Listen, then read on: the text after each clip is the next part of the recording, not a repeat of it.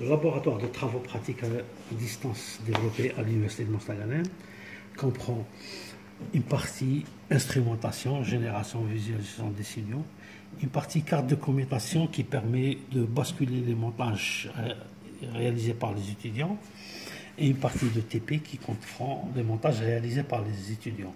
Ceci en mode développement. En mode production, la carte de commutation est mise dans un boîtier, le TP est mis dans un autre boîtier.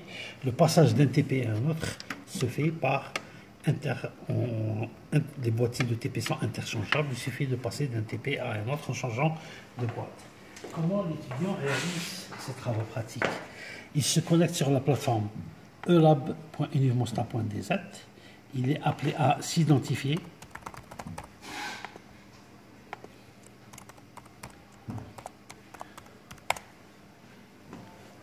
Une fois qu'il est identifié, il a accès aux différentes ressources. Donc un TP filtre passé par exemple. Dans ce TP-là, l'étudiant a des outils pour faire des visioconférences avec les enseignants, avec les autres étudiants, des objectifs du TP sont signalés, un outil de simulation qui permet de simuler des circuits, des activités à réaliser et les rappels de cours, les consignes, les devoirs. Et la partie TP à distance comprend les instruments qui sont imbriqués dans la plateforme d'enseignement à distance. Donc nous allons demander à l'étudiant, par exemple, de générer un signal. Le signal, il est généré. On peut lui demander de changer ses caractéristiques et observer les signaux à l'entrée et à la sortie du dispositif sous test.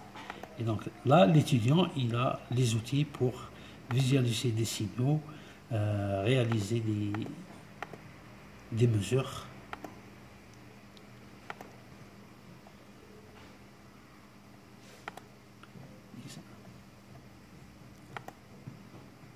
Donc il mesure les différents paramètres à l'intérieur de l'oscilloscope et le tout totalement à distance.